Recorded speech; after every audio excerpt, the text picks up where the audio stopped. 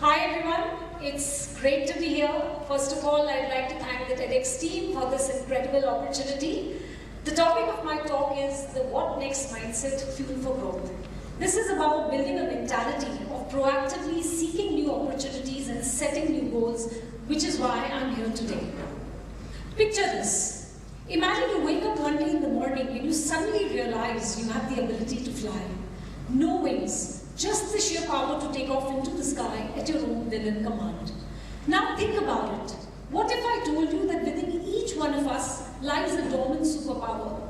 You might think that it sounds like the stuff of fantasy, but I'm not here to weave tales of magic. Instead, I aim to share the story of these superpowers through the lens of my own life experience and the science that has begun to peel back the layers of human potential. This journey is about transitioning from the ordinary to uncovering something truly extraordinary that lies within each one of us. As a child, I was always fascinated by ordinary people doing extraordinary things. I was also fascinated by the fame and recognition that came along with it. I wanted to be one of them. Imagine sold-out stadiums with fans screaming and your face plastered on a billboard. I wanted to be someone for whom people would line up for autographs. I used to practice hours on how to get that perfect autograph, hoping that one day, with enough determination, I would achieve that stage in my life. Life kept happening, and with every chapter in my life, I was discovering myself, and that is where the shift happened. The shift from seeking fame to creating a meaningful life that has unlocked the superpower of its soul, the power to transform, the power to influence, the power to inspire through authenticity and purpose. So I take you back in time, how it all started. Growing up in an army background, I was always changing places, shifting schools, shifting homes, and that was a way of life. After every 2-3 years, I used to find myself in a totally new environment, surrounded by unfamiliar faces. As a child, it was tough for me. I used to struggle to make new friends. I remember having gone to my dad once crying inconsolably because at that age, leaving friends is one of the toughest things to do. And I asked him, "Daddy, can we not stay in one place forever?" And I also recall what my dad replied back then. He said, "My child, you need to look at the other side of things. With every travel, you get to see new places. You get to experience new cultures. You get to make new friends. And most importantly, you learn to adapt. And that is what is life." To make me understand better, he told me a story of a cocoon and a butterfly. I'm sure most of you would have heard that story. It's about a man who was observing a butterfly struggle to come out of the cocoon. Now, moved out of compassion, this man cut open the cocoon so that the butterfly could have an easy exit. Little did he realize that it was the struggle for the butterfly to come out of the cocoon that gave butterfly the strength to fly. Unfortunately, the butterfly died prematurely. Now, that story became my compass, and that was my first big lesson of life. That we often fail to realize that the most difficult and uncomfortable situations in our life are the ones which are actually shaping us. It's only when we look back do we realize how crucial those challenging times are in shaping to who we are becoming today. So next time, whenever you find yourself in an uncomfortable situation, remind yourself that this is where growth is happening. And for me, it was the realization of the What Next mindset that was subconsciously developing. Fast forward, I joined NIT Jalandhar as a computer science student. It was a whole new world. I was living in a hostel. The newfound freedom was exhilarating. Gradually, I became a part of a lot of clubs and groups. I made a lot of new friends.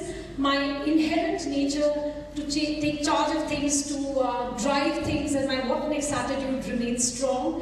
And I was in the forefront of all the events, cultural, sports. Gradually, I became one of the popular girls of my batch. Now, with popularity comes scrutiny. I also became a subject of gossip and discussion. And let me be honest, it did impact me. But I choose to focus on things that gave me joy. I choose to focus on things that fueled my passion. And eventually all the noise died down in the background. I did everything in college. I was there on the stage for dance, modeling, skit, sports events, everything. But there was one thing that I was longing to do. and that was to sing on the stage. Remember, sold out stadium, fans screaming, with my face plastered on billboard? I wanted to live that moment. Now, despite the fact that I wasn't a great singer, I decided to give it a shot. So I went and approached one of my seniors, who was a regular performer, a great singer, and I requested him if I could sing a duet with him in the upcoming cultural fest. Now, it was his kindness that he agreed. We had fun practice sessions. He was never judgmental about me. And then came in the big day. As I was climbing the stage, I was praying to God that I do justice to the performance. And as the performance unfolded, the reaction from the crowd was not what I had expected. I was booed each time I took onto the mic to sing. But here's the thing. I did not hide in shame. I did not feel embarrassed. I didn't let those boos define me. Instead, that day I realized two things. One, I wasn't a great singer, and singing wasn't meant for me. And two, I had the courage to go out there and put myself out there, do things that I wanted to do, and not worry about the outcome.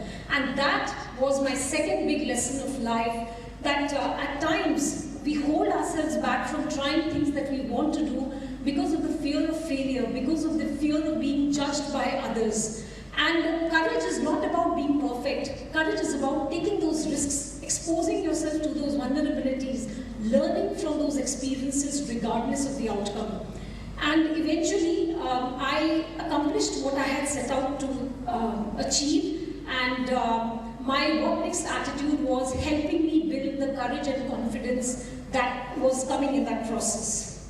Fast forward, I finished my engineering, landed my first job, the first company that came for campus interview. I was on cloud 9.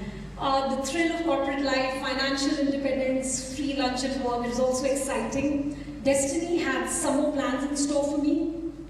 On the first day of work, I met the man of my dreams, and together we embarked a beautiful journey straight out of the fairy tale books, and before we knew it, we were married and parents to two lovely children. Now, the reality of parenting hit us fast. We were learning a job, there was no right or wrong, we had to go by our gut instincts, gut feeling, and it was a journey full of challenges and growth. And I was doing well professionally as well. I was going up the senior leadership ladder, juggling between home and my career. And that's when my children, they started showing excellence in tennis. And before I knew it, they were competing at the national level.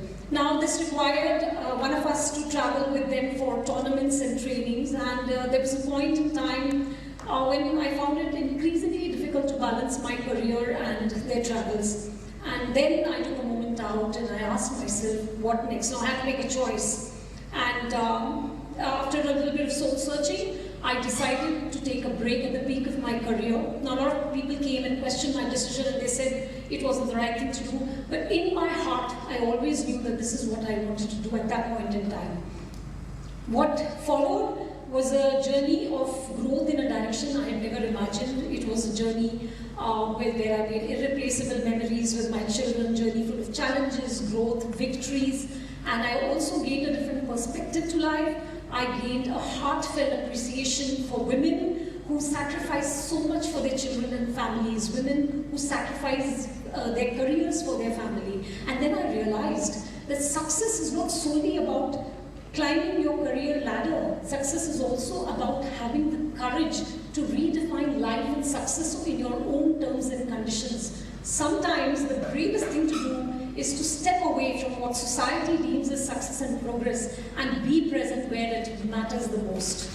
Time flew, kids grew, and they didn't need me the same way anymore. And before I could collect my thoughts, came in COVID. Now with COVID came in tough times. And to keep up with tough times, I had to find avenues. That's when my journey with running started.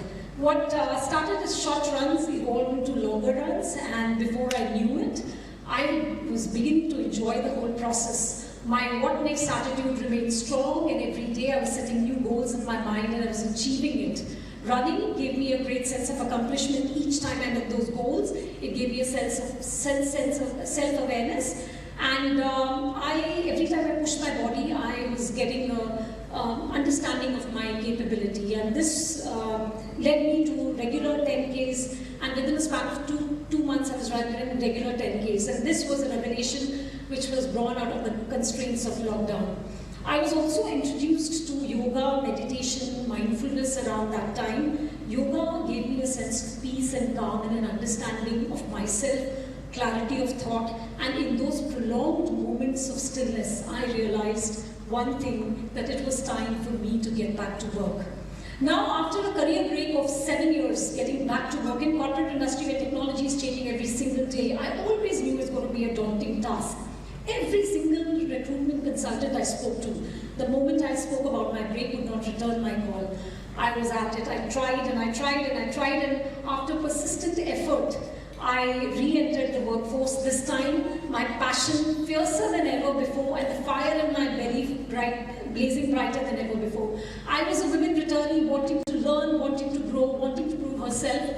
I put in all my efforts, hard work, smart work, whatever you call it, and I was not letting any opportunity go past me. And within an incredibly short time, I was leading a technology practice in my company. I was not just keeping up, I was in the forefront of innovation. I was writing technical blogs. I was doing complex solutioning, often challenging the domain experts. At that time, I also took an additional responsibility of leading the diversity and inclusion program in the company. Now, that was something very close to me, especially the returnship part of the program, because I had lived the challenges of these women and I had walked in their shoes, and I knew exactly the kind of struggles that they go through. Now, I wanted to innovate there as well, so I introduced a segment for the spouses of defense forces. This was something very close to me because this was a community I was a part of, and in a way, it was a platform for me to give back to them. Now, as I was navigating these roles, something powerful started to unfold.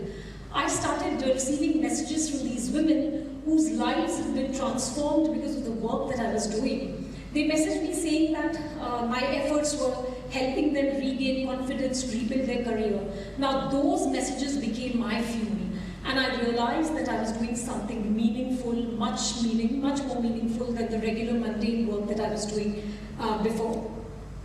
The work was impactful enough to receive industry-level awards, recognition followed, and this is where I learned my next big lesson in life, that there is no greater joy than to inspire, influence, and impact lives. And success is not just about your own personal achievements. Success is also about empowering others. And when you uplift others, you elevate yourself in ways that you cannot imagine.